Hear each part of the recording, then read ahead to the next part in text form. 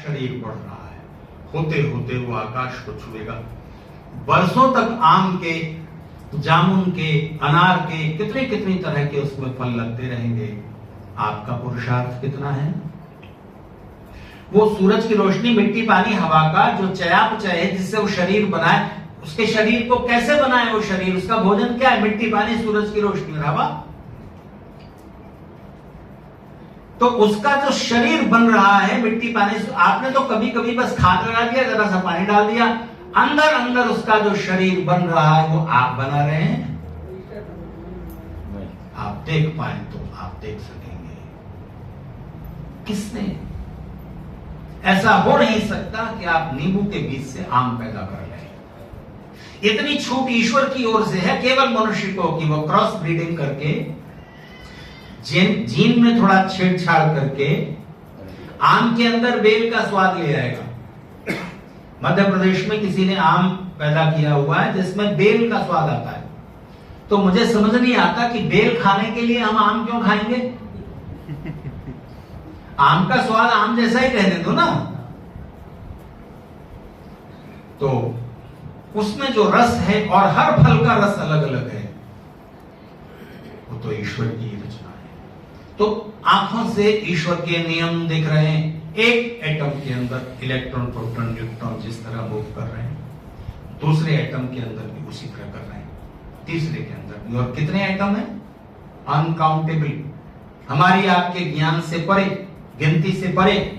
वो सारे एटम्स के अंदर वो अलग अलग हैं। उनके अंदर electron, proton, neutron, top quark वगैरह ने खुद मिलकर फैसला किया है कि एक केंद्र में रहेगा, बाकी उसके चारों ओर घूमेंगे। किसने ये फैसला किया? वो तो जड़ है, बेजान है। वो अलग है, ये एटम अलग है, वो एटम अलग है। सबके अंदर एक जैसा मूवमेंट उन इलेक्ट्रॉन, प्रोटॉन, न्यूट्रॉन का किस तरह चल रहा है, जो चला रहा है एक ही तरह से, उसको हम ईश्वर कहते हैं।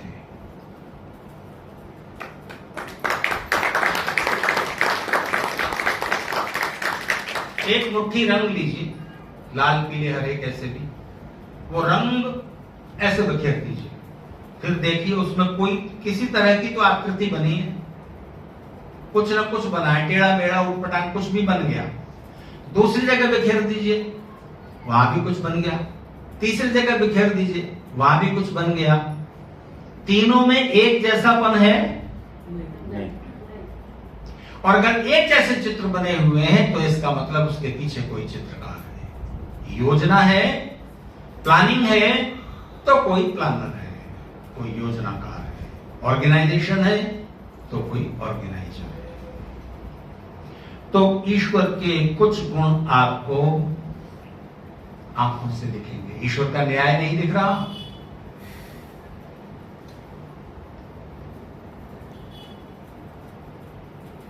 आज मैं शाहदरा के एरिया में, मुझे किन्हीं से मिलना बहुत जरूरी था, वो आज ही आए हुए हैं और बस थोड़ी देर के लिए वो भी आए, और थोड़ा ही टाइम मेरे पास था कि मैं मिलते हुए उनसे और फिर यहाँ आ जाऊं। तो उनके घर जाने के लिए उन्होंने कहा कि आप ऐसे, मैं आपको ओवर बुक कर देता हूँ। वही समस्या, ट्रैफिक में शनिवार के दिन दिल्ली में दोपहर बाद ट्रैफिक और ज्यादा हो जाता है। मैंने कहा वो सब छोड़ो, मैं मेट्रो से आ जाऊंगा, तो नजदीक के स्टेशन पर मैं लेने आ जाऊं।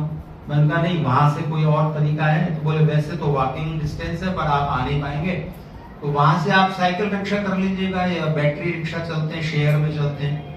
तो बैटरी रिक्शा में एक ही सवारी बैठी थी, अब वो तो पूरा सवार भर के चलेगा, और मैं ये भी नहीं कह सकता कि उसे उतार दे, मुझे लेके चल पूरा रिक्शा। तो एक साइकिल रिक्शा मैंने ले लिया। उसने मुझसे पूछा, पंडित जी कहाँ जाएंगे? तो मैंने कहा मुझे वो डिस्पेंसरी चौक जो कहलाता है वहां छोड़ दो, 20 रुपए लगेंगे। मैंने कहा बैठ जा। चल, मैं बैठ गया। थोड़ी दूर वो चला और उसने रिक्शा रोक दिया। मैंने कहा क्या बात है? मुझे लगा कुछ पहिए में हवा कम होगी, क्या बात? नहीं, उसने रोककर 10-12 बार सांसें भरी। बूढ़ा आदमी था और थक गया था, उतना ही चला गया। फिर चलाया उसने, फिर उसने कुछ सांसें ली, तो बोला कि अब बच्चा कोई है नहीं, मैं हूं, मेरी बीवी है, रिक्शा मेरा है, मुझे किराया देना नहीं पड़ता, जो कुछ सवारी मिल जाती है थोड़ी बहुत कर लेता हूँ, बेकार क्यों बैठो। तो पैर में सूजन भी हो गई है, दिख रहा था उसके पैर सूजे हुए। तो ऐसे सांस सांस बीच बीच में लेके उसने मुझे पहुंचा दिया। फिर मैंने उसे 20 रुपए तय हुए थे, मैंने 50 रुपए दे दिए। तो उसको देख करके आपको कुछ तो विचार आएगा कि ये परिस्थिति में अंतर क्यों है। आपको सब लोगों की परिस्थिति में अंतर है। तो ईश्वर का न्याय आंखों से कम दिखेगा, बुद्धि से ज्यादा दिखेगा। बहुत बार बड़े से बड़े आस्तिकों को जो ईश्वर को मानते हैं, उनके मन में भी संदेह पैदा होता है कि हमारे साथ ऐसा क्यों। ईश्वर के बारे में आस्तिकों को भी संदेह कब होता है? जब उनके जीवन में कोई बड़ी दुखद बात होती है, तब उनको मन में प्रश्न उठता है, मेरे साथ ऐसा क्यों हुआ। हम तो इतना ईश्वर की भक्ति करते थे, हम तो रोज हर सप्ताह आर्य समाज में जाते थे, रोज यज्ञ करते थे, संध्या करते थे आदि। और इससे बिल्कुल उल्टा होता है, जो ईश्वर को कभी नहीं मानते थे, कुछ नहीं, भगवान सब बेकार की बात है। और ना जब भगवान को मानते ही नहीं तो उसकी पूजा प्रार्थना करने का मतलब ही क्या। तो जो पूरी तरह नास्तिक थे, जब उनके मन में, उनके जीवन में कोई दुखद घटना घटती है, तब उनके मन में ये विचार उठता है कि जरूर कोई तो शक्ति है जिसके आगे विवश होकर मुझे ये दुख झेलना पड़ रहा है। कहते हैं ना, कौन सा साइंटिस्ट था जिसने जीवन भर ये घोषणा की कि ईश्वर नहीं, और उसने कमरे के बाहर एक स्लोगन लगाया हुआ था, गॉड इज नो हेयर, ईश्वर कहीं नहीं है। बड़ी लंबी बीमारी झेल के जब वो मरने लगा तो उसने अपने नौकर को बुलाया कि एक काम करो, बाहर जाओ, और वो जो सेंटेंस लिखा है ना, नो हेयर, उसमें बीच में एक कोमा लगा दो ताकि सेंटेंस बन जाए, God is now here. Comma लगाइए तो सेंटेंस हो जाएगा, गॉड इज नाउ हियर, अब ईश्वर यहां है। तो आस्तिकों के मन में जब दुखद घटना होती है तो वो नास्तिक होते पाए जाते हैं, नास्तिकों के जीवन में दुखद घटना होती है तो वो आस्तिक होते पाए जाते हैं। पर यहां ठहर कर सोचने की बात है कि आप ईश्वर की न्याय व्यवस्था को ठीक से समझें। एक उदाहरण याद आया, एक बहुत बड़ा टेनिस खिलाड़ी हुआ है, अगर भूलता नहीं तो ब्योर्न बोर्ग। अगर मैं गलत हूं तो गूगल पर सर्च करके बता दीजिएगा। वो टेनिस खिलाड़ी जिसने 5 बार लगातार विंबलडन चैंपियनशिप जीती, जो टेनिस का सर्वोच्च पुरस्कार है, विंबलडन कहलाता है, लाखों डॉलर मिलते हैं इनाम के, हारने वाले कोई मिलते हैं। तो लगातार 5 बार जीतने वाला वो अकेला टेनिस स्टार है।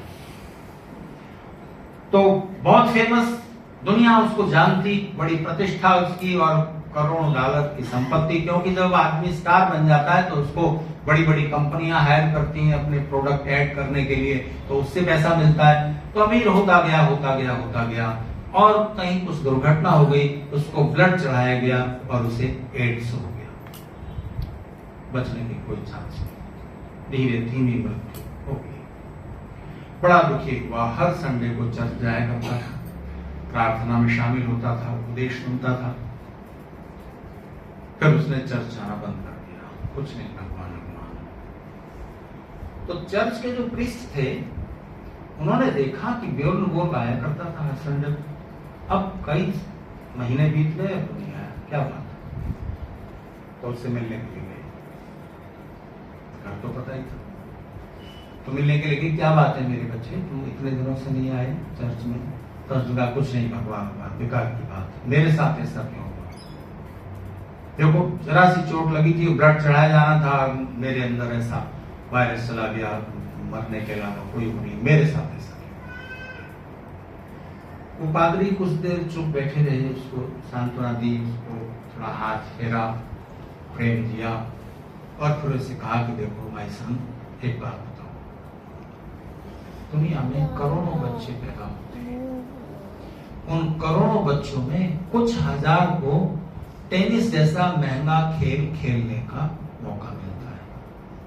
उन कुछ हजार में कुछ 100 कुछ अच्छी प्रैक्टिस कर पाते हैं और अपने अपने इलाके में कुछ फेमस होते हैं और फिर अपने अपने देश के या अपने प्रांत के मैच में फाइनल में पहुंचते हैं। उनमें से कुछ होते हैं जो इंटरनेशनल जो प्रतियोगिताएं होती हैं पहुंच पाते हैं 100-200। उसमें से 50 होते हैं जो विंबलडन में पहुंचते हैं। 50 में से कुछ होते हैं जो सेमीफाइनल में पहुंचते हैं। सेमीफाइनल के बाद दूसरा दौर तीसरा दौर होने के बाद 2 बचते हैं जो फाइनल में पहुंचते हैं। 2 में से 1 जीतता है और एक जो जीत जाता है वो दोबारा नहीं जीत पाता, जिंदगी भर नहीं जीत पाता। एक बार जीत गया तो जीत गया, दूसरा उससे भी तगड़ी प्रैक्टिस करके अगली बार आता है। तो जब तुम लगातार एक के बाद एक विंबलडन जीत रहे थे, सफलता की सीढ़ियां चढ़ रहे थे और तुम्हारी उम्र 50-52 हो गई है, इतने समय में तुमने इतनी उन्नति की जो उन करोड़ों बच्चों में से किसी ने नहीं भी की। कोई कुछ कर रहा है, कोई कुछ कर रहा है, कोई क्लर्क है, कोई कहीं है। तुमने करोड़ों डॉलर कमाए, प्राप्त किए और जब लगातार तुम विंबलडन जीतते जा रहे थे और प्रसिद्धि और प्रतिष्ठा की और धन ऐश्वर्य की सीढ़ियां सफलता की चढ़ते जा रहे थे, तब तो तुमने सवाल नहीं उठाया कि मैं ही क्यों, उन करोड़ों के बीच मैं ही क्यों। अब जब दुख आया है तब तुम सवाल उठा रहे हो मैं ही क्यों। तो ईश्वर के न्याय को बुद्धि की आंखों से देखें तो दिख रहा है ना ईश्वर, पर इतना देखने से आप तृप्त तो नहीं होंगे। आप तो वो देखना चाहते थे जिसका कि आपने सोचा था कि ईश्वर का आप साक्षात्कार करा देंगे, जिसके लिए आप कम से कम एक बहन जी ने पहली बार, मैं कई जगह बातें कहता हूं तो मैं पूछता हूं कि वे फीस देंगे, तो फिर लोग सब पूछा जाते हैं पता नहीं क्या फीस मांग रहे हैं। पहली बार आपने हिम्मत करके कहा कि जो मांगेंगे। तो गुणों का ही तो प्रत्यक्ष करेंगे ना आप, पेन के गुणों का ही तो प्रत्यक्ष किया है ना आपने। आंख से लंबाई चौड़ाई गहराई कलर देख लिए, जीभ से टेस्ट जान लिया, आवाज सुन ली, कान से स्मेल, नाक से वगैरह, हर चीज के अंदर जिस चीज में जो गुण है आपको वही गुण का प्रत्यक्ष होगा। 5 ज्ञानेंद्रियां और कोई गुण है तो आप उसे अपनी इंद्रियों से नहीं जान सकते। आंख नाक कान त्वचा इत्यादि से नहीं जान सकते। अच्छा, आपकी पत्नी आपको कितना प्यार करती है, आपके पति आपको कितना प्यार करते हैं, आपके माता पिता आपको कितना प्यार करते हैं, इतने सारे दोस्तों में कौन है जो जिसके प्रेम की गहराई कितनी है कैसे जानेंगे? आंख से, जीभ से चख के, नाक से सूंघ के प्रेम का पता कैसे चलेगा? प्रेम का प्रत्यक्ष आप कैसे करोगे? कान से सुन के करोगे? दिन में 10 बार 100 बार कहता रहे कोई आई लव यू नहीं, कोई फर्क नहीं पड़ता, झूठा भी कह सकता है कोई। प्रेम का प्रत्यक्ष तो आप केवल अपने मन से कर पाएंगे, बुद्धि से भी नहीं होगा। तो जिस गुण का प्रत्यक्ष जिस तरह किया जा सकता है उसी तरह करना पड़ेगा। ईश्वर के आनंद गुण का प्रत्यक्ष ही हमारे काम का है। बाकी और जो गुण होंगे उसमें अनंत गुण होंगे, हुआ करें। हमारे लिए तो आनंद की खोज है और उसके आनंद गुण का प्रत्यक्ष आप कैसे करेंगे? अच्छा, एक छोटा जो वायरस है, बहुत छोटा वायरस, बैक्टीरिया दिख जाता है माइक्रोस्कोप से, वायरस साधारण माइक्रोस्कोप से नहीं दिखता। उसके लिए विशेष वैज्ञानिक उपकरण बनाना पड़ता है, तो सारे वायरस फिर भी नहीं दिखते। उससे वैज्ञानिकों ने जो और भी माइन्यूट चीजों को देखने के लिए माइक्रोस्कोप बनाए हैं, उनसे आप कुछ एक प्रकार के वायरस देख सकते हैं, सारे शायद नहीं देख सकते। और वायरस के अलावा भी और बहुत सी चीजें माइक्रोस्कोप से दिखेंगी नहीं। आप फूल की खुशबू देख पाओगे क्या माइक्रोस्कोप से? तो जिस तरह एक अत्यंत सूक्ष्म गुण को, वस्तु को, पदार्थ को, मैटर को जानने के लिए एक विशेष वैज्ञानिक साधन माइक्रोस्कोप की जरूरत पड़ती है, ईश्वर के आनंद गुण का प्रत्यक्ष करने के लिए एक विशेष साधना की जरूरत पड़ेगी। रोज उस साधना में बैठें। जिस दिन से बैठना शुरू करेंगे उसी दिन से उसके आनंद की छोटी सी हल्की सी झलक तो मिलना उसी दिन से शुरू हो जाएगी। सही तरीके से साधना में बैठना। हाँ, इसके लिए एक अलग व्याख्यान चाहिए, पर अभी संक्षेप में बता देता हूं। अष्टांग योग तो सुना है आपने, तो अब उसको सुनते ही लोग डर जाते हैं और योग के नाम पर जो ड्रामा करने वाले लोग हैं, योग सिखाने के नाम पर जिन्होंने अपने अपने चीजें चलाई हुई हैं, उनमें से एक वर्ग है जो सिर्फ योग आसन सिखाता है और उस योगासन करने वाले लोगों का उद्देश्य केवल स्वास्थ्य प्राप्ति है, ईश्वर प्राप्ति नहीं है। योगासन करना लाभकारी है, क्योंकि जब आप ईश्वर की प्रार्थना में ध्यान में बैठेंगे और देर तक बैठेंगे ताकि आपका मन डूब जाए, तो आपका शरीर किसी एक आसन में, किसी एक पोजीशन में स्थिर होकर थोड़ी देर आप बैठ सकें। जरा देर में 5 मिनट में आपको ऐसे ऐसे होना पड़ता है, अपनी पोजीशन चेंज करनी पड़ती है, आप थक जाते हैं, तो फिर आपका ध्यान टूटेगा। इसलिए पहले आसन की सिद्धि करनी होती है। जरूरी नहीं कि आप पद्मासन और वो हलासन और सारे आसन करें। आपको जिस पोजीशन में आप आराम से बैठ सकते हैं, स्थिर, क्योंकि आसन की परिभाषा करती पतंजलि, स्थिर सुखम आसनम, सुखपूर्वक आप जिस आसन पर बैठ सकते हैं उसको बैठिए। तो अगर पैरों में दर्द है और आप पालथी मार के बैठ गए, पद्मासन लगा के बैठ गए, सिद्धासन लगाकर बैठ गए, तो आपके तो घुटनों का हाल बेकार हो जाएगा। जितनी देर आप बैठोगे ईश्वर की बजाय ध्यान रहेगा घुटनों में, तो आप ध्यान की ओर नहीं बढ़ सकेंगे। कुर्सी पर बैठिए, अगर घुटनों में तकलीफ है तो सोफे पर बैठिए। प्राणायाम करना है तो बस यहां से ऊपर का हिस्सा एक सीध में होना चाहिए। सिर, ये गर्दन, छाती, पेट, यहां से ऊपर का हिस्सा एक सीध उसमें रहे, ताकि आप प्राणायाम ठीक से कर सकें, क्योंकि प्राणायाम मन को रोकने में बहुत बड़ी भूमिका निभाएगा। तो सबसे पहले तो आसन तो बाद में आता है, पहले तो यम और नियम अपना लो। अहिंसा, सत्य, अस्तेय, ब्रह्मचर्य, अपरिग्रह, तपस्वाध्याय, ईश्वर प्रणिधान, शौच, संतोष, तपस्वाध्याय, ईश्वर प्रणिधान। तो इन दो को तो स्किप कर देते हैं सारे योग शिक्षक, इन दो की तो बात ही नहीं करते। इन दो अंगों की जो सबसे पहले हैं, इनकी तो बात ही नहीं करते। और कई ऐसे हैं जो ईश्वर को भी एक तरफ निकाल के रख देते हैं, बस ध्यान करो, ध्यान करो। किस पर करो? सांस पर करो। विपश्यना और तमाम तरह की ध्यान पद्धतियां चल रही हैं, जो बस सांस को रोकते रहो, सांस को चेक करो, सांस आ रही है, जा रही है, आ रही है, जा रही है, इसका ईश्वर से क्या लेना देना है? तो मन तो आनंद खोजता है। अच्छा बताइए, ईश्वर में मन क्यों नहीं लगता? ये भी तो आपका सवाल होना चाहिए। यही तो सवाल है आपको, मन क्यों नहीं लगता? अच्छा, टीवी सीरियल में क्यों लग जाता है? मोबाइल को स्क्रॉलिंग करने में क्यों लग जाता है? एक के बाद एक रील आप देखते जाओ, ऊपर करते जाओ, उसमें तो दाल उधर उबल गई, बाहर निकल गई, दूध उबल गया, वो नहीं ख्याल रहा आपको, वहां मन इतना लग गया। कारण क्या है? कारण यह है कि वहां मन को रस मिल रहा है, रस मिल रहा है, ठीक है ना? तो मन का स्वभाव है, जहां उसे रस मिलेगा वहां वो लग जाएगा। और मन को रस, कितना भी बड़ा रस दे दो, एक समय आएगा जब उसे चेंज चाहिए। कितना भी सरस सीन हो, कितना भी सुंदर दृश्य हो, आप स्टिल करके देखिए, आप स्टिल कर दो, अब उस सुंदर दृश्य को आप रोक दो टीवी पर या यूट्यूब पर भी रुक जाता है, आप रोक दीजिए। अब देखें मन कितनी देर में रहेगा, कहेगा हटाओ। इसका मतलब मन का दूसरा स्वभाव है चंचलता। मन की डिजाइन ही ईश्वर ने चंचल बनाई है। चंचल नहीं हो तो आपके काम नहीं हो सकते।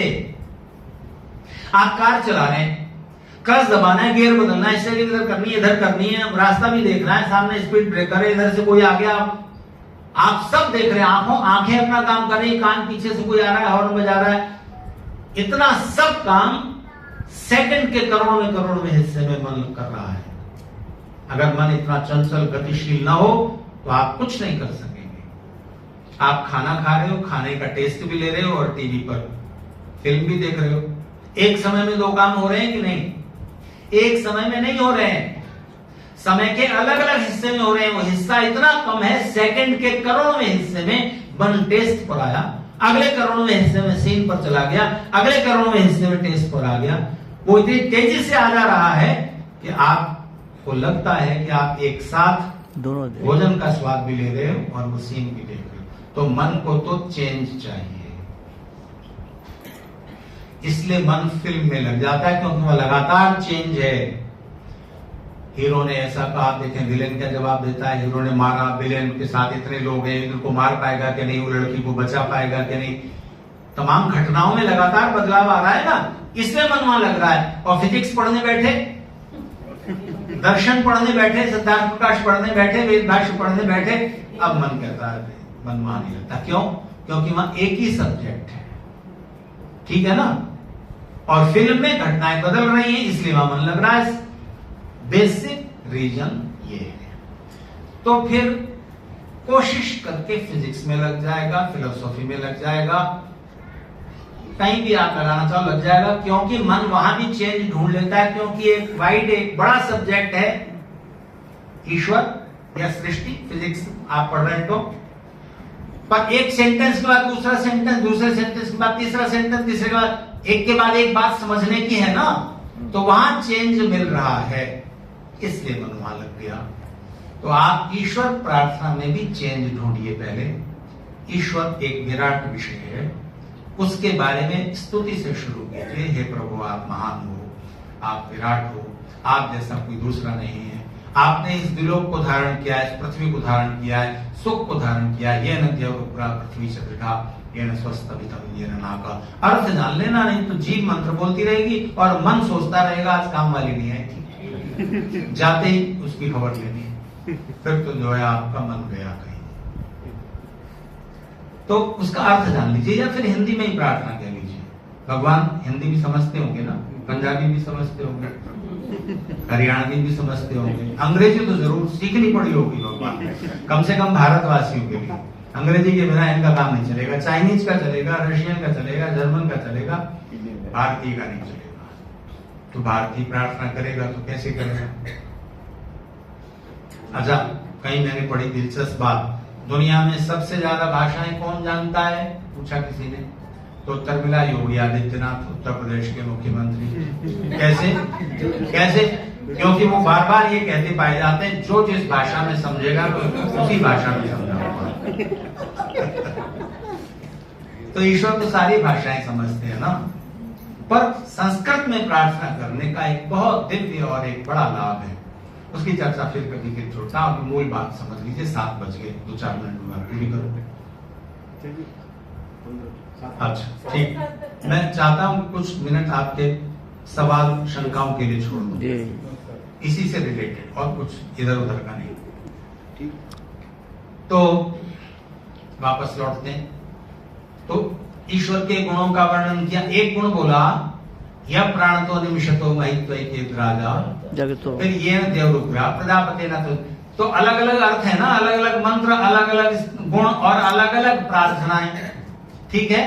तो मन को यहाँ चेंज मिल गया। तो अभी इतना सारा चेंज है, आपने 20 मंत्र बोले, मान लीजिए इतने सारे चेंज में मन है। अब सारे मंत्र छोड़ दीजिए, एक मंत्र चुन लीजिए, गायत्री या विश्वानि देव।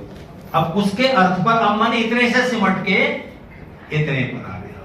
अब आप धीरे धीरे ध्यान की गहराइयों में प्रवेश कर रहे हैं।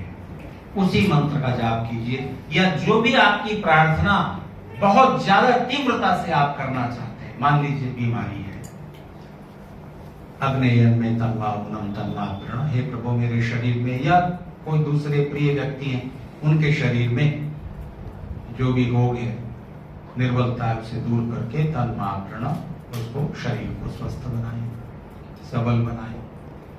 इस प्रार्थना पर मन को रोक दीजिए। तो एक प्रार्थना का मंत्र चुन लीजिए, एक विशेष प्रार्थना चुन लीजिए, चाहे हिंदी में चुन लीजिए, उसको बार बार कहिए, बार बार कहिए, बार बार कहिए, बार बार कहिए, 10 बार कहिए, 50 बार कहिए, 100 बार कहिए, जितना आपके पास समय है। उसके बाद वो मंत्र, वो अर्थ, वो प्रार्थना भी छोड़ दीजिए, बस एक शब्द चुन लीजिए, ईश्वर का मुख्य नाम ओम कहते हुए अंदर इसका मीनिंग रखिए। क्या? सबकी रक्षा करने वाले प्रभु, आनंदमय प्रभु, और सबसे बड़े, सबसे महान। तो उसकी महानता का अनुभव करने के लिए उसके रचे हुए इस विराट संसार की एक काल्पनिक तस्वीर मन में लाइए अपने कमरे में। विराट आकाश, सूर्य, चांद, तारे, वृक्ष इत्यादि वनस्पतियां, सारे जगत का चित्र सेकंड में आपके मन में आएगा। बस मन को वहीं रोक लीजिए, एक नाम के अर्थ पर, एक बार में एक अर्थ, रक्षा करने वाला या आनंदमय या विराट। इसके बाद भस्त्रा प्राणायाम कीजिएगा। भस्त्रा प्राणायाम जानते हैं ना? तेज तेज सांस लेना, उससे आपके मस्तिष्क में ब्लड सर्कुलेशन इतना तेज हो जाएगा कि थोड़ी देर तक आप कुछ भी सोचना भी नहीं चाहेंगे और हायर ऑक्सीजनेशन हो गया, ऑक्सीजन काफी मात्रा में अंदर चली गई, कुछ सेकंड तक आप सांस भी नहीं लेना चाहेंगे। इसके बाद स्तंभ वृत्ति प्राणायाम कर दीजिए। स्तंभ वृत्ति का मतलब होता है सांस को जहां का तहां रोक देना, बीच में न गहरी लीजिए न बाहर निकालिए, वहीं के वहीं रोक दीजिए। और जो तेज तेज सांस लेने से ब्लड सर्कुलेशन तेज हुआ, आपको सिर में एक सेंसेशन सा महसूस होगा, आप कुछ और सोचना नहीं चाहेंगे, थॉटलेसनेस की हालत में होंगे। और तब वो सुंदर क्षण है जब आप इस अनुभूति पर मन को रोक दीजिए, चारों ओर ईश्वर है, मैं उनमें हूं। कभी आपने स्विमिंग पूल में, नदी में, तालाब में गोता लगाया है? सबने नहीं लगाया होगा। तो कभी धूप में पैदल चल के पसीने से नहाए हुए आप पंखे के नीचे आए हैं? तो आए हैं ना?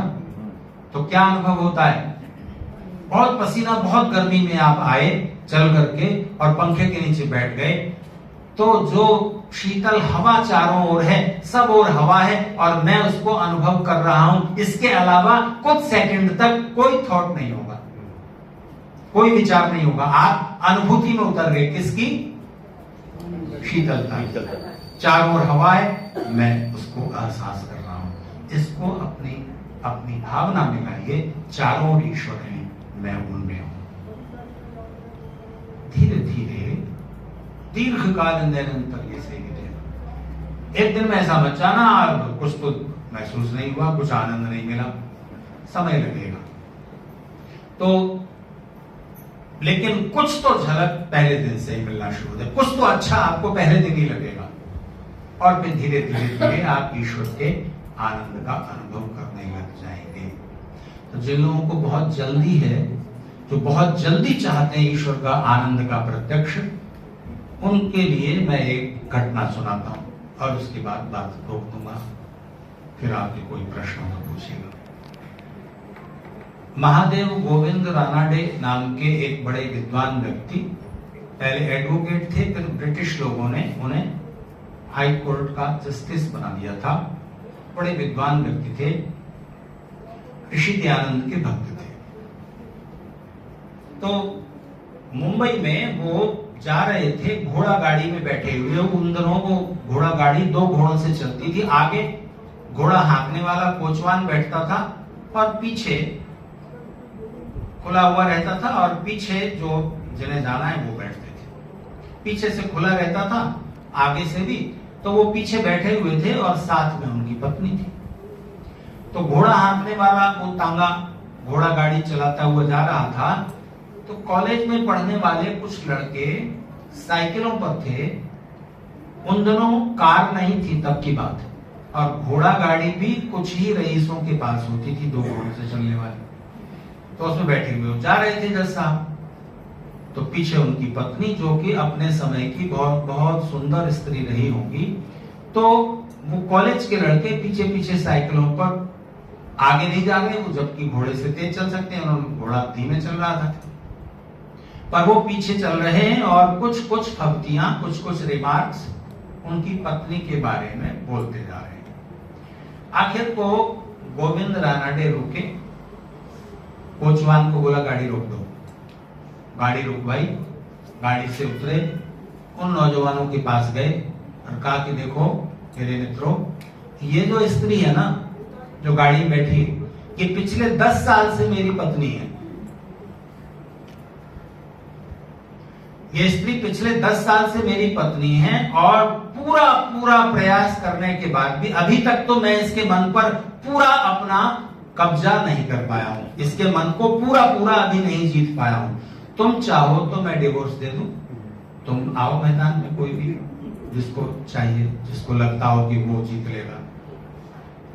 तो वो शर्मिंदा हुए और चले गए। आज ये प्रयोग मत कर बैठना, आज तो जो चेंज ही आ गई है ना, उसके लिए कुछ नहीं कह सकते। खैर, वो सब भी बच्चे थे, उन्होंने माफी मांगी और वो चले गए।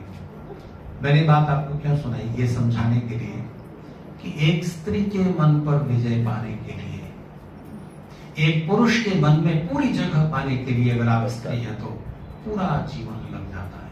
आप किसी के प्रेम के लायक बने रहें, जीवन भर का प्रोग्राम है भाई, जीवन भर का।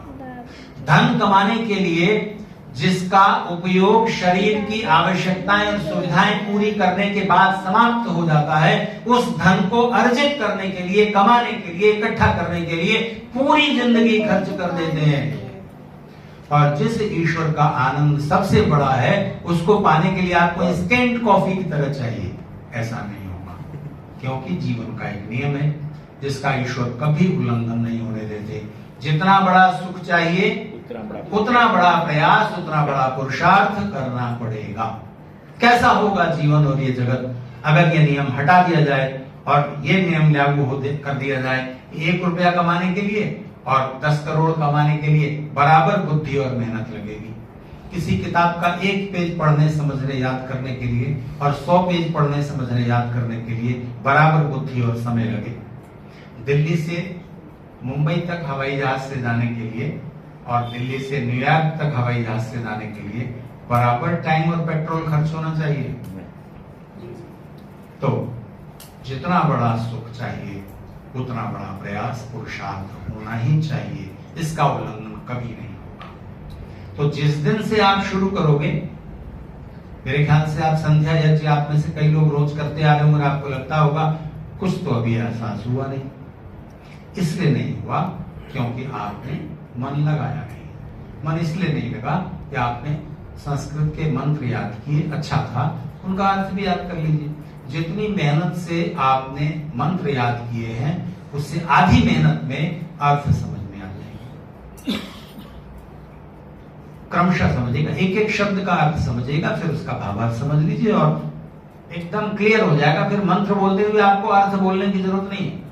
जैसे आप इंग्लिश में कहते हो आई एम गोइंग, तो आप हिंदी में रिपीट करते हो क्या मन में, मैं जा रहा हूं, आई एम गोइंग, अंडरस्टूड है, क्योंकि आपने उस भाषा के अपने शब्द जान लिए। इसी तरह विश्वानदेव सवितर दुर्दानी परासो, हे सविता देव सब संसार को बनाने वाले परमेश्वर, विश्वानी सारे ऑल दुरितानी दुर्गुण दुखों के कारण परासुव हमसे दूर कीजिए, यत जो भी भद्रम सुख और कल्याण है तत्व न हमें आसुव प्राप्त कराइए। एक एक शब्द का मीनिंग समझ लीजिए और उसके बाद उसका जब आप बोलेंगे मंत्र तो इसका मीनिंग आपके मन में अपने आप अंडरस्टूड होता चला जाएगा। आपको इसे हिंदी में रिपीट करने की जरूरत नहीं होगी। शुरू में करना चाहें तो करिए, बाद में धीरे धीरे उस संस्कृत के मंत्र के साथ ही आप ईश्वर की प्रार्थना से जुड़ जाएंगे। नहीं तो केवल हिंदी में कह दीजिए, जो आपकी सोचने की भाषा है उसी में प्रार्थना कहिए, मन की गहराई से कहिए। प्रार्थना सफल भी होगी और उसके द्वारा ही आप ईश्वर की निकटता, उसके आनंद का प्रत्यक्ष भी कर सकेंगे। तो अब मेरी फीस नहीं देंगे?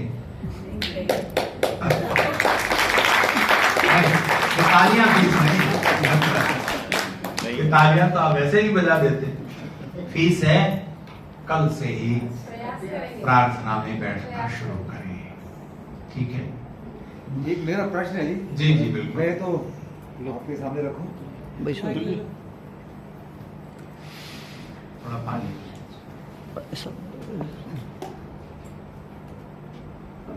आचार्य जी, आजकल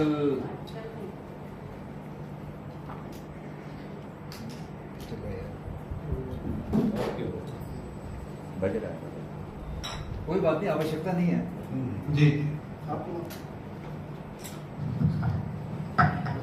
आजकल विशेषकर युवा वर्ग में नास्तिकता क्यों बढ़ रही है? जी, मैंने 10 कारण बताए थे। एक तो ये सामान्य बात है कि देखता नहीं, दूसरे ये है कि किसी चीज को, किसी थॉट को जब आप फैशन बना देते हैं तो फिर वो पॉपुलर होता जाता है, बढ़ता जाता है, संक्रामक हो जाता है, इन्फेक्शियस हो जाता है, वायरल। जैसे हाँ वायरल हो जाता है। जैसे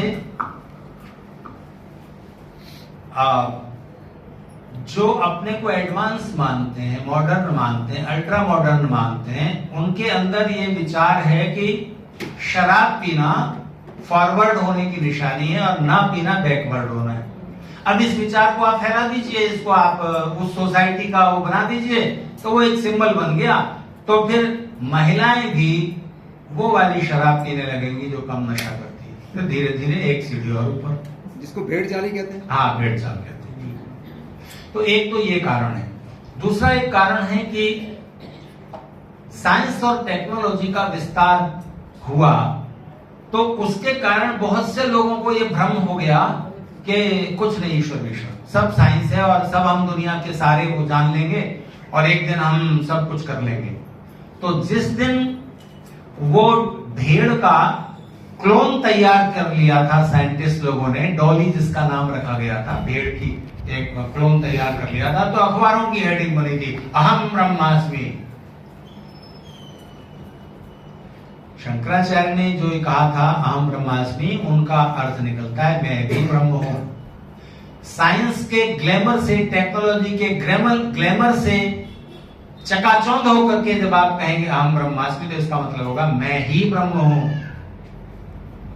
दोनों में फर्क है ना। तो हमने तो आत्मा बना ली, कुछ नहीं, आत्मा आत्मा परमात्मा भी क्या, जब साइंटिस्ट लोगों ने एक क्लोन तैयार कर लिया, एक सेल लिया और उससे एक दूसरा जीवित प्राणी बना दिया। अरे सेल कहां से लिया था? जीवित प्राणी से। तुम बनाओ ना उसको। आप दो बीज लेकर, दो जीन लेकर, उनमें जेनेटिकली छेड़छाड़ करके आप कुछ नया जीन क्रिएट कर लेंगे, पर जीन तो लाओ ना, तुम वो बनाओ बेसिक चीज। तो उसका क्रिएटर तो कोई और है ना। जितनी छूट है, जितनी फ्रीडम है, वहीं तक कर पाओगे।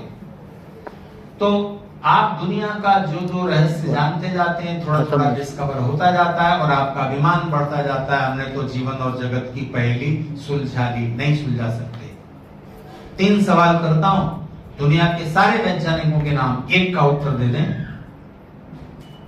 और वो प्रश्न उनके मन में भी उठते होंगे, लेकिन वो इसको टाल देते हैं। तो अब मैं एक बात आपको कहूंगा, डॉक्टर राधाकृष्णन की, कोई भी साइंटिस्ट, कोई भी वैज्ञानिक ये नहीं कहता, ये नहीं कह सकता कि हमने सारी दुनिया के सारे रहस्य जान लिए और उसके बाद हम ये दावा करते हैं कि ईश्वर नहीं है। ऐसा कोई कह रहा है? वो सिर्फ इतना कह रहे हैं बड़ी विनम्रता से कि अभी तक हमने जितनी खोजबीन की है, जितनी रिसर्च की है, वहां तक हमें ईश्वर नहीं मिला, नहीं मिलेगा।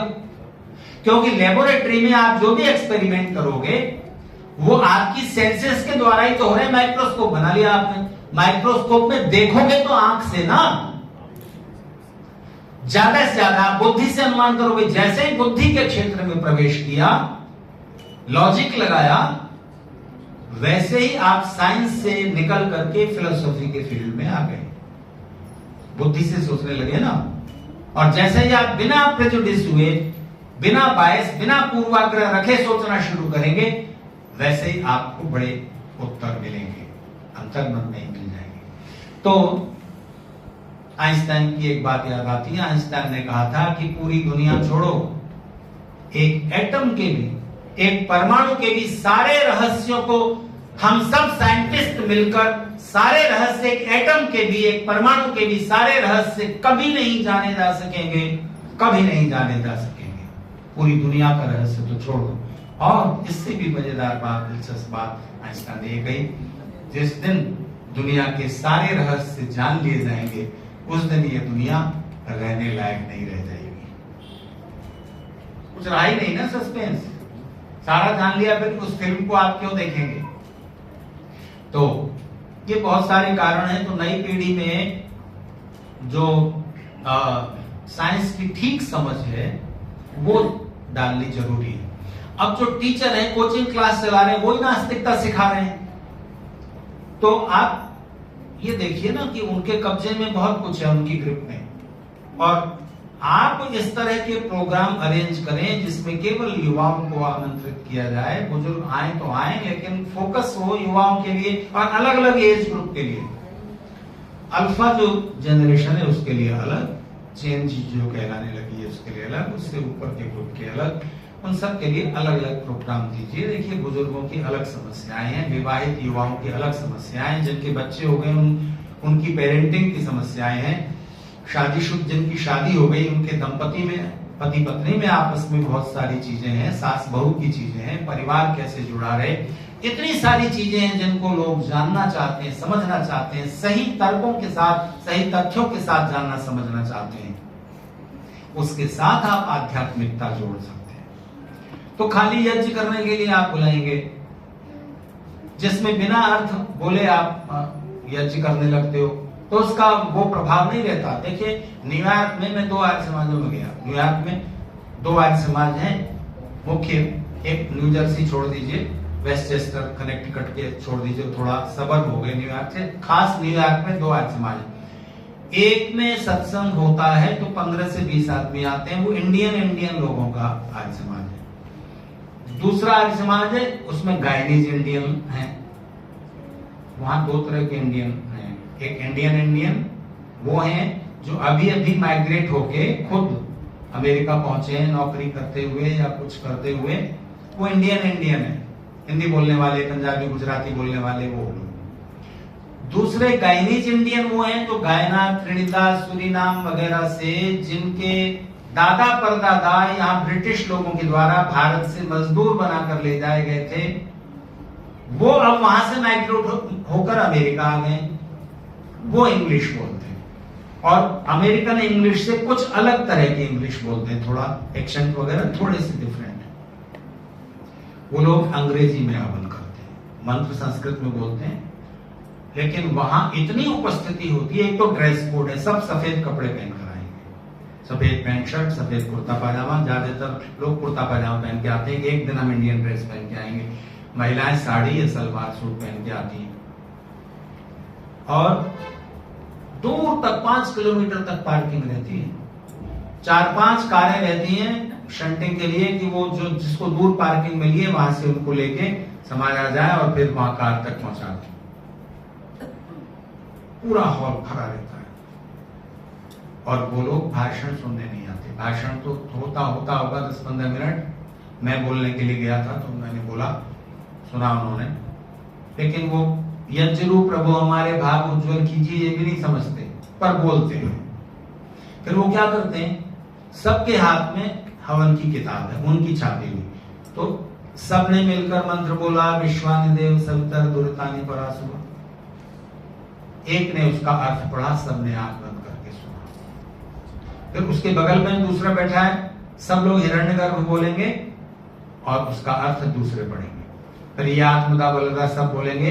फिर तीसरा, सबके हिस्से में एक एक मंत्र आ जाए, जो अर्थ पढ़ेंगे, सब पढ़ेंगे, एक एक मंत्र का अर्थ सबके हिस्से में आ जाए, तो पार्टिसिपेशन लगता है। और अर्थ कहा तो वो इस फीलिंग को लेकर आते हैं कि 7 दिन में एक बार हम ईश्वर के पास अपनी प्रार्थना कहने जा रहे हैं। घर में भी प्रार्थना की जा सकती है, ईश्वर तो वहां भी सुन लेंगे, पर जब आप तैयार होकर एक विशिष्ट ड्रेस पहनकर सप्ताह में एक दिन वहां जा रहे हैं तो एक फीलिंग मन में आती है, मन प्रिपेयर होने लगता है कि आज हम सम्मिलित रूप से ईश्वर से अपनी बात कहने जा रहे हैं। एक सामूहिक जो भावना का जो उद्रेक होता है ना, वो बड़ी बात है। अकेले सड़क पर चलिए और 1000 लोग नारे लगाते हुए चले, उसमें असर में अंतर आता है कि नहीं? यही बात प्रार्थना के साथ भी है। प्राथमिक स्तर पर सामूहिक प्रार्थना बहुत काम की चीज है। एक बच्चे को टेबल याद करने बिठा दीजिए, बोर हो जाएगा, और 10 बच्चे मिलकर बोल रहे हैं, बोलते जा रहे हैं, तो फिर उनका मनोरंजन हो गया, वो साथ में याद हो जाएगा, मन लग जाएगा। तो यही मेथड प्राइमरी स्तर पर होते हैं हम लोग, जब अभी हम यज्ञ संध्या आदि कर रहे हैं। तो युवकों के लायक प्रोग्राम अरेंज कीजिए, बच्चों के लिए, टीनेजर्स के लिए अलग कीजिए, तो उस तरह से बात जरूर बनेगी। ऐसा हो नहीं सकता कि आप दूसरे के काम आने वाली बात, दूसरे के लिए उपयोगी बात सही तरह से कहें, सरस तरह से कहें और वो उसको स्वीकार न करें और उसको सुनने के लिए ना आए। बिल्कुल होगा। 5 मिनट और ज्यादा हो गए। और कोई प्रश्न हो तो आप पूछ सकते तो मतलब तर्क बुद्धि बढ़ाने की आवश्यकता है। हाँ जी बिल्कुल। तार्किक बेकार की बातों में आर्ग्यू कर रहे हैं बच्चे, सही जगह पर नहीं कर रहे। वितर्क ज्यादा होता है, वितर्क हाँ, ज्यादा होता है, तर्क नहीं होता। हाँ, तर्क नहीं होता। सम्मानीय आचार्य जी, अतुल कुमार गोयल बसंतकुंज से सादर प्रणाम। आचार्य जी, उदाहरण स्वरूप कोई व्यक्ति है जो अपने आचरण में बहुत ईमानदार है, ईमानदारी से व्यवसाय करता है, समय से टैक्स देता है, सामाजिक रूप से दान दक्षिणा भी देता है अपने अर्थ कमाए हुए अर्थ से, पारिवारिक रूप से माँ बाप की सेवा भी करता है, पत्नी बच्चे और उन सबका भरण पोषण कर रहा है। ऐसे व्यक्ति को फिर उपासना करने के लिए क्यों समय निकालना चाहिए, या क्या उसे बचे हुए समय में मनोरंजन का और दूसरा जो कम तकलीफ के या बिना ज्यादा प्रयास के या बिना मन लगा हुआ कार्य करने के लिए क्यों प्रेरित किया जाए? क्या उसको अपने समय का उपयोग करने का मनोरंजन में अधिकार नहीं जी, है? जी जी। देखिए क्या है, आपको जिस तरह का सुख चाहिए उसी तरह का सुख पाने के लिए उस तरह का पुरुषार्थ करना पड़ेगा। ऐसा नहीं हो सकता कि आप सुबह से शाम तक दुकान पर सामान बेचें और विद्वान हो जाएं। ऐसा नहीं हो सकता कि आप सुबह से शाम तक किताबें पढ़ते रहें और आप धनवान हो जाएं। आप ज्ञानवान हो जाएंगे, विद्वान हो जाएंगे, धनवान नहीं होंगे। आप दूध बादाम खा पी करके जिम में सुबह से शाम तक कसरत करते रहे तो आप पहलवान हो जाएंगे, धनवान विद्वान नहीं होंगे। जिस तरह के क्षेत्र में आप एफर्ट डालेंगे वैसा सुख आपको मिल जाएगा। तो आप ईमानदारी से बिजनेस कर रहे हैं, धन मिल जाएगा। ईमानदारी से कर रहे हैं तो आपको निश्चिंतता मिल जाएगी। बेईमानी से करेंगे तो कुछ न कुछ मन में शंका लज्जा भय बने रहेंगे। तो ये आप ईमानदारी से कर रहे हैं, इसका सुख अलग है। धन अर्जित कर लिया, धन का सदुपयोग करेंगे, उससे आप संसार के सुख पाएंगे। तो एक बात समझ लीजिए, सुख पाना है तो आपको दुनिया की चीजों को अर्न करके, उनको उत्पादित करके, प्राप्त करके, उनका सही इस्तेमाल करेंगे तो उससे सुख मिलेगा। जीवात्मा का स्वाभाविक गुण न सुख है, न दुख है, न आनंद है। स्वाभाविक और नैमित्तिक गुण में ये अंतर होता है कि अग्नि का स्वाभाविक गुण गर्मी है ना, रोशनी है ना। अग्नि से गुण अलग कर दीजिए तो वो अग्नि नहीं रही, और ये गुण अग्नि को आधार बना के रहेंगे। पानी का स्वाभाविक गुण गर्मी नहीं है। पानी को आग पर रख दीजिए तो अग्नि के निमित्त से, अग्नि के संपर्क से वो गर्म हो गया, तो स्वाभाविक गुण नहीं है, थोड़ी देर में वो ठंडा हो जाएगा। तो जीवात्मा का स्वाभाविक गुण अगर सुख होता तो जीवात्मा हमेशा सुखी होता। उसका स्वाभाविक गुण दुख होता तो हमेशा दुखी रहता। उसका स्वाभाविक गुण आनंद होता तो वो आनंदित रहता। कोई नहीं स्वाभाविक गुण, नैमित्तिक है। तो संसार की चीजों के संपर्क में जब आप आएंगे, उनका सही इस्तेमाल करेंगे तो सुख प्राप्त होगा, गलत इस्तेमाल करेंगे तो दुख प्राप्त होगा। दूसरों को दुख पहुंचाएंगे तो उसके परिणाम स्वरूप जो दुख प्राप्त होगा वो ईश्वर की व्यवस्था से होगा। एक चीज क्लियर हो गई। अगर आनंद चाहिए तो आनंद न जीवात्मा के अंदर है, न प्रकृति के पदार्थों में है। आनंद चाहिए तो आपको ईश्वर के निकट होना पड़ेगा। नहीं चाहिए तो जबरदस्ती नहीं है ईश्वर की ओर से, न हमारी तरफ से। चाहिए तो एक ही तरीका है कि प्रार्थना उपासना में बैठिए। नहीं चाहिए तो आप करते जाइए ना, बिल्कुल मत सोइए, 24 घंटे बिजनेस कीजिए, कौन रोक रहा है। तो हर चीज के लिए अलग प्रयास करना। धन चाहिए तो बिजनेस कीजिए, स्वास्थ्य चाहिए तो व्यायाम कीजिए, विद्या चाहिए तो ज्ञानवान लोगों के पास बैठिए, उनकी बातें सुनिए या किताबें पढ़िए। तो हर चीज का अलग क्षेत्र है। तो अब ये आपको फैसला करना है कि आपको आनंद चाहिए या नहीं चाहिए। अवसर मनुष्य जीवन में ही है। जितने सुख मनुष्य उठाता है शरीर से, इंद्रियों से, प्रकृति के पदार्थों का इस्तेमाल करके, उतने ही सुख बेसिकली सारे एनिमल्स को मिले हुए हैं। अभी आप घर जाके खाना खाएंगे ना, यहाँ तो नहीं है ना भोजन का इंतजाम? नहीं है। कुछ स्वीट डिश भी होगी मंत्री जी। तो कल क्या खाया था? जलेबी। परसों? अच्छा, तो कोई भैंस बेचारी क्या खाती है? भूसा, घास। कभी कभी आप उसको डाल सकते हैं, रातक डाल दीजिए, दाना डाल दीजिए, पूड़ी बूड़ी डाल दीजिए। तो उसको अपने भोजन में जो प्रकृति के द्वारा नियत है, उसको आप जो जलेबी का, एक दिन जलेबी खाई, अगले दिन गुलाब जामुन खाए, उसके दिन सफेद रसगुल्ला खाए, 50 हजारों तरह की मिठाइयां और स्वादिष्ट चीजें हैं, उसमें जो आप सुख लेते हो वो सुख बराबर है कि कम ज्यादा है? उसके सुख बड़ा होता। तो थोड़ा और सोचिए। स्वाद से लेकर सेक्स तक जो फिजिकल डिजायरल एंजॉयमेंट्स हैं, इंद्रियों के द्वारा प्राप्त किए जाने वाले सुख हैं, वो सब इक्वल हैं, बेसिकली इक्वल है। मैं कह रहा हूं, प्रमाण लीजिए, एक सुअर को अंगूरों के ढेर पे बिठा दीजिए, नहीं खाएगा। प्रकृति ने जो उसका भोजन, ईश्वर ने प्राकृतिक रूप से जो नियत कर दिया, उसमें वो पूरा स्वाद ले रहा है, नहीं ले रहा, ऐसा कहने का आपके पास कोई लॉजिक नहीं है। और है, ये इससे प्रूव होता है कि अंगूर के ढेर पे बिठा के देखो, नहीं खा रहा, तो इसका मतलब वो अपने भोजन में स्वाद ले रहा है। आप जो एक दिन जलेबी खाई, एक दिन ये खाया, एक दिन वो खाया, एक दिन आलू गोभी खाई, एक दिन बैंगन भरता खाया, एक दिन ये खाया, ये वैरायटी का सुख है, स्वाद का नहीं। स्वाद तो बेसिक उतना ही है। एक ही भोजन में आपने जलेबी भी खाई, सफेद रसगुल्ला भी खाया, बालूशाही भी खाई, पेड़ा भी खाया, रसगुल्ला भी खाया, इतना इतना खाया, लेकिन पेट की कैपेसिटी तो उतनी है ना, स्वाद तो उतना ही होगा। ठीक है, ये वैरायटी का सुख है। ध्यान दीजिए, चेंज का सुख है, और ये चेंज का सुख मनुष्य ज्यादा लेता है। दूसरे, अच्छा, भैंस सुबह से शाम तक क्या सोचती है? कभी आपने पता लगाया? मैं जानता हूं।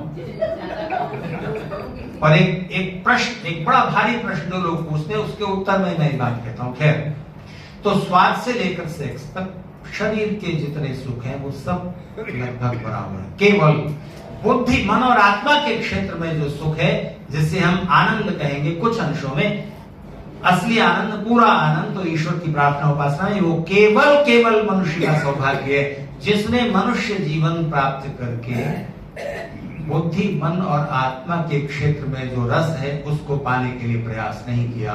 उसने पशुओं की तरह जीवन जिया और समाप्त कर दिया। ये मनुष्य जीवन का अपमान था। एक बात बताइए, आप सिंगापुर जाएं, हांगकांग जाएं, कनाडा, अमेरिका जाएं, तो वहां से जब लौटने लगेंगे, टूरिस्ट वीजा पर गए, घूमने फिरने गए, जब लौटने लगेंगे तो आखिरी 1-2 दिन आप शॉपिंग के लिए बचा के रखेंगे। तो आप जब शॉपिंग करोगे तो कौन सी चीजें खरीदोगे? 2 ही क्राइटेरिया होंगे, या तो आप वो चीज खरीदोगे जो भारत में नहीं मिलती, या वो चीज खरीदोगे जो वहां सस्ती और अच्छी मिल रही है और यहाँ महंगी और क्वालिटी कम है, वही तो खरीदोगे। तो इस मनुष्य जीवन में आए, बड़े बड़े पुण्यों के बल पर आए, ईश्वर की बड़ी कृपा से आए, और उसके बाद करते वो ही रहे जो उन जीवनों में भी किया जा सकता था और कर ही रहे थे। तो ईश्वर क्या सोचेंगे? तुमको अच्छा नहीं लगा ये अवसर, दिया तो था, आपने अपने आचरण से प्रूव किया कि आपको ये जीवन नहीं चाहिए, तो वापस चलिए। तो मुझे लगता है 7:30 बज गए हैं।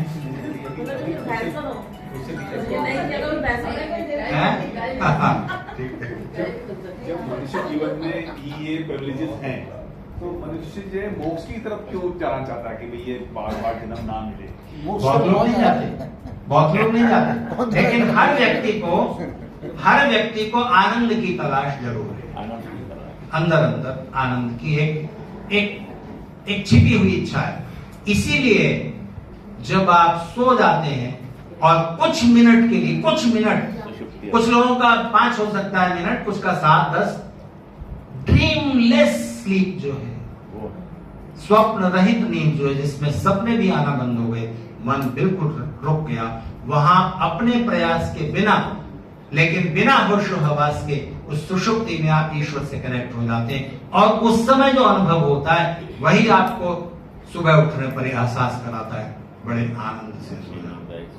वो ईश्वर की कृपा है। उतनी देर के लिए हर जीवात्मा को किसी भी शरीर में गया है, ईश्वर ने वो आनंद पाने का एक झलक या आपके मन में एक वो इच्छा बनी रहे। तो समाधि और मोक्ष, इनमें आपको होशो हवास में पाना है।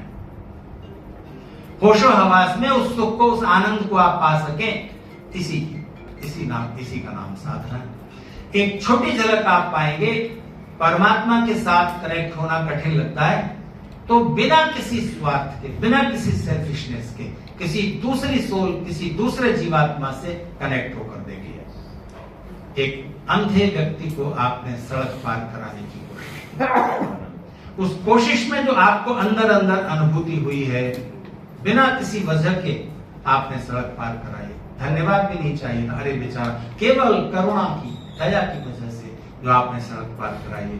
निस्वार्थ जो कनेक्शन हुआ है एक जीवात्मा का दूसरे जीवात्मा के साथ, उस क्षण जो अनुभूति हुई है, जो तृप्ति, जो उल्लास अनुभव हुआ है, वो आनंद की एक झलक है।